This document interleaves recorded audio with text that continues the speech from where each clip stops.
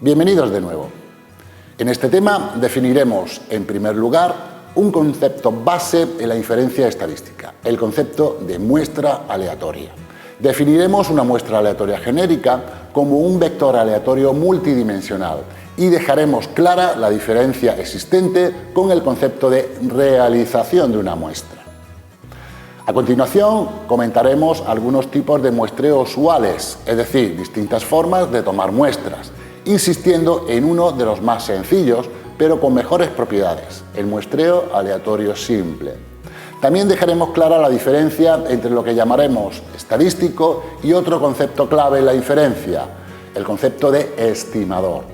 Finalizaremos el tema enunciando un teorema básico en la inferencia estadística, como su nombre indica, el teorema fundamental de la estadística o de Glibenko-Cantelli, que justifica la toma de muestras para estudiar poblaciones o colectivos completos. Comencemos con algunas nociones previas.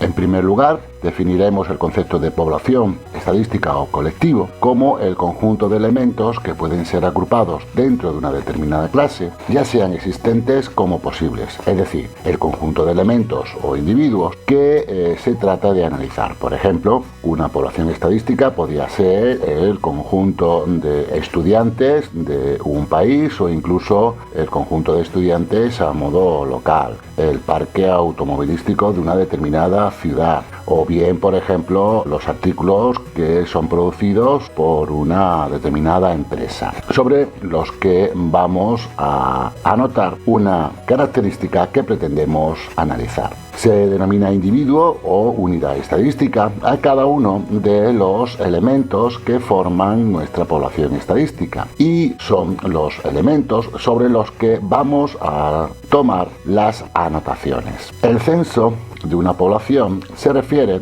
al recuento de todos los elementos que forman la población y en muchas ocasiones estos censos son difíciles de realizar, puesto que si nuestra población es muy grande, por ejemplo pensemos en el número de españoles que rondaría en estos momentos los 47 millones, una realización del censo supondría en un primer lugar muchísimo tiempo para medir una característica en cada uno de esos elementos y no decir tiene el coste derivado de ese estudio. Y también habría que tener en cuenta que muchas veces el ente o la entidad que estamos analizando puede ser destruida. Por ejemplo, si estamos midiendo la dureza de un cierto alambre de hierro, en el momento que hagamos la prueba sobre ese tipo de alambre, el ente se destruye. Y también algunas veces son entes relativos, es decir, que en un momento determinado podemos encontrar a esos elementos y en otro momento determinado no seríamos capaces de encontrar. El censo habitualmente está asociado a lo que se denomina censo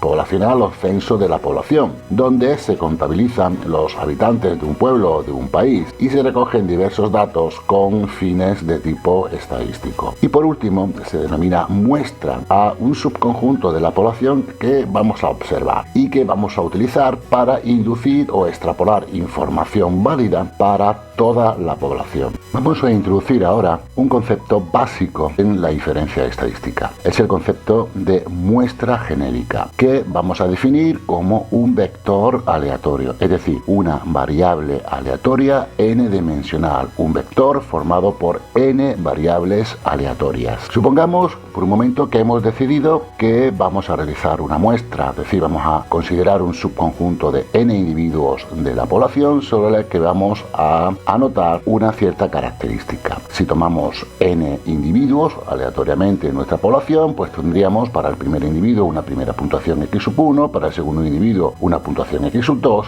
y así hasta el individuo número n. Pero si en lugar de coger esos n individuos hubiéramos cogido o seleccionado otros n individuos distintos, la puntuación que tendría ahora el primer individuo sería una puntuación x sub 1', que lo más probable es que fuera distinta de la puntuación x sub 1 que habíamos habíamos obtenido con anterioridad. Lo mismo ocurriría con el segundo individuo, el tercero, y así sucesivamente hasta el individuo número n. Pero es más, si en lugar de una segunda muestra hubiéramos considerado una tercera muestra, de nuevo, la puntuación que obtendríamos para el primer individuo de esa muestra sería una puntuación x sub 1 2 veces prima, que con toda probabilidad sería distinta a las obtenidas por x sub 1 y por x sub 1 prima. Si pensamos en cualquier tipo de muestra, en realidad lo que estaríamos considerando es que la puntuación del primer individuo que formaría parte de esa muestra se correspondería con los posibles valores de una variable aleatoria x sub 1. La puntuación que obtendría un segundo individuo en nuestra muestra se correspondería con una variable aleatoria x sub 2 y así sucesivamente. Por tanto, definiremos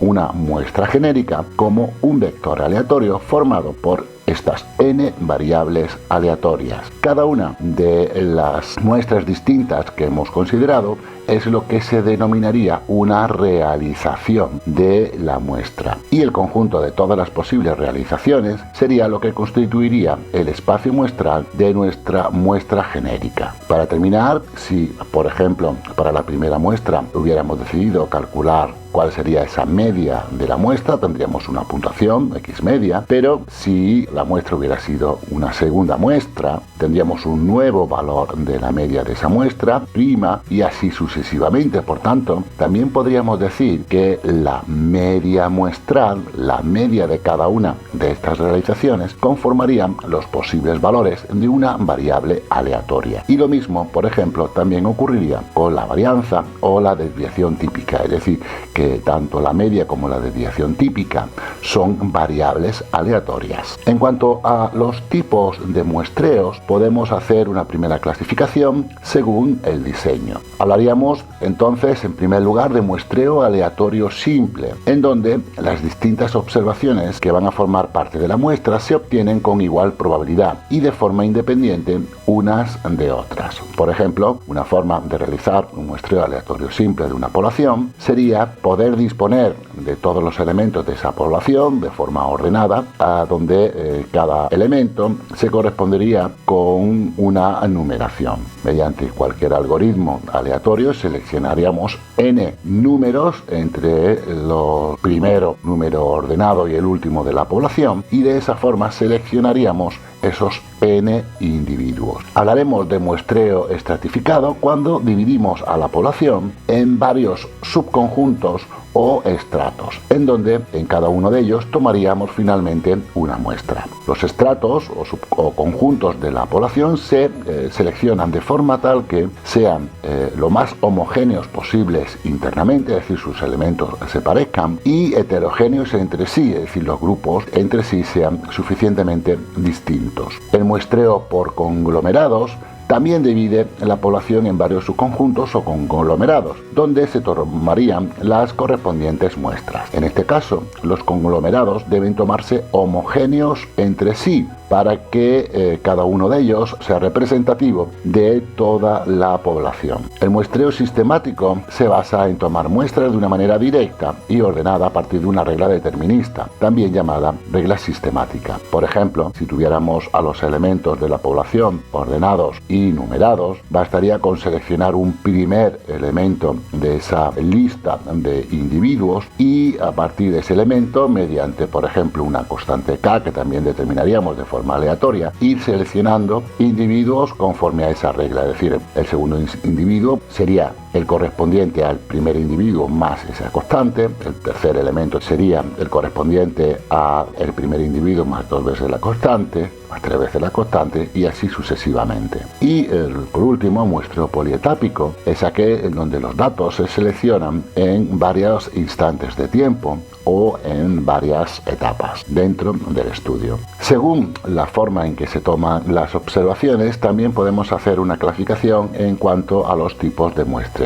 El muestreo independiente o aleatorio simple, que es el que hemos comentado con anterioridad, consiste en elegir al azar las unidades experimentales de tal forma que cualquier elemento de la población tenga exactamente la misma probabilidad de ser elegido y que las elecciones sucesivas sean independientes entre sí. Y, por el contrario, en el muestreo dependiente, primero se realiza una observación, después una intervención y posteriormente una nueva observación. Por ejemplo, seleccionamos a un primer individuo de la población y, dependiendo del sexo de ese individuo, anotaríamos unas características u otras. Según el tamaño de la muestra, también podemos dividir entre los llamados muestreos en poblaciones finitas y los muestreos en poblaciones infinitas. Y dentro de los primeros, también podemos distinguir entre aquellos muestreos que se realizan con reemplazamiento, en donde seleccionada una observación para la muestra, esta puede volver a ser seleccionada, es decir, si pensamos en una caja con bolas, una vez hemos extraído una bola de esa caja y anotado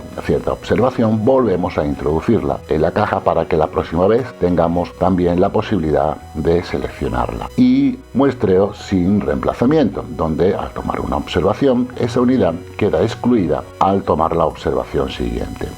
Llamaremos función de densidad del vector aleatorio X o de la muestra genérica considerada, en el supuesto de muestreo aleatorio simple, que es el que presenta mejores propiedades desde un punto de vista estadístico. También llamaremos a esta función función de verosimilitud, a una función n variante, que puesto que tenemos una muestra aleatorio simple, por tanto las variables son independientes, esa función de densidad conjunta se obtiene como el producto de las densidades individuales, con lo cual trabajar con la función de densidad conjunta o la función de verosimilitud será una tarea relativamente sencilla. Función de distribución empírica de una muestra concreta es aquella función en donde, en primer lugar, una vez dispuesta la muestra, la hemos ordenado y vamos asignando valores de tal forma que asignamos el valor 0 para cualquier punto menor que el primer elemento de la muestra, 1 partido por n si disponemos cualquier elemento entre el primero y el segundo, 2 partido por n para cualquier elemento entre el segundo y el tercero, y así sucesivamente. Esta función de distribución empírica, por tanto, puesto que la muestra es finita, se corresponde, como en todas las funciones de distribución discretas, como una función escalonada, en donde la altura de estos escalones es, en este caso, siempre la misma, 1 partido por n. Pues bien, el teorema central de la estadística o de Glibenko-Cantelli es fundamental en el campo de la inferencia, porque su enunciado es el siguiente: la distribución empírica de la muestra converge en probabilidad a la distribución de la población cuando el tamaño de muestra tiende a ser suficientemente grande. Es decir, que nuestra función empírica converge en probabilidad a la función de distribución de nuestra característica cuando n es suficientemente grande. Lo que es lo mismo que las máximas diferencias entre la función empírica y la función de distribución de nuestra característica se parecen mucho a 0 con probabilidad 1. Y por tanto, estaríamos diciendo que si representáramos nuestra función de distribución empírica en el gráfico, la correspondiente con las líneas quebradas, esa función empírica se parecería mucho a la función de distribución de nuestra variable. Y por tanto, este teorema se llama central justamente por eso, porque sería el que justifique la toma de muestras para estudiar poblaciones o colectivos mayores. El concepto de estadístico también es básico en los temas inferenciales. Un estadístico no es ni más ni menos que una función de la variable aleatoria muestra genérica, de tal forma que para cada realización de la muestra le asignaríamos un valor real. Para cada muestra concreta, el estadístico toma un valor real concreto. Es una variable, por tanto, aleatoria, cuya distribución, denominada distribución muestral, depende de la distribución de la población. Un estimador sería un estadístico que vamos a utilizar para estimar parámetros poblacionales desconocidos. Por tanto, todo estimador va a ser un estadístico, pero no lo contrario. Es decir, que no toda función de la muestra genérica en R, y no todo tipo de manipulaciones que hagamos con los elementos muestrales, tienen por qué servirnos para para estimar algún parámetro. Como estimador, por ejemplo, o como estadístico incluso, podríamos considerar, como hemos comentado con anterioridad, la media muestral o incluso la desviación típica muestral. En cuanto a los tipos de inferencia con los que nos vamos a encontrar, en un primer lugar vamos a hacer una diferenciación entre la denominada estadística paramétrica, que son usadas principalmente para estimar parámetros poblacionales desconocidos, donde vamos a suponer distribuciones estadísticas subyacentes a los datos. Por ejemplo, podemos suponer algunas de estas técnicas que la muestra proviene de una población de tipo normal. En este punto vamos también a distinguir entre la denominada estimación por punto, donde, desconocido un parámetro, vamos a intentar sustituir ese parámetro desconocido poblacional por un valor que obtengamos de la muestra, intentando que sea lo más próximo o cometer el menor error posible, y la denominada estimación por intervalo, en donde vamos a construir un intervalo de valores alrededor del cual va a estar el parámetro desconocido de la población. Y por último, el contraste de hipótesis, donde en este caso vamos a realizar una hipótesis sobre el parámetro desconocido de la población, y mediante la información muestral vamos a comprobar si esa hipótesis puede considerarse cierta o, por el contrario, falsa. Siempre en esos tipos de estimaciones, tanto la intervalo como a través del contraste de hipótesis, vamos a intentar controlar el error que tomemos en nuestras decisiones. Y por último, la denominada estadística no paramétrica, donde en este caso los datos provenientes de la muestra no deben de ajustarse a ningún tipo de distribución. También pueden ser usadas para estimar parámetros poblacionales o incluso las formas de la distribución, que será básicamente el uso principal de este tipo de estadística. La ventaja de utilizar una prueba paramétrica en lugar de una no paramétrica consiste en que la primera tiene una potencia estadística mayor que la segunda, como comentaremos en los temas de a continuación. Y además, las técnicas no paramétricas son mucho más complejas y exigen un volumen de cálculo mucho mayor. Hoy en día no constituiría ningún tipo de problema al disponer máximamente de ordenadores, pero hace unos años utilizar este tipo de técnicas no era una cuestión baladí.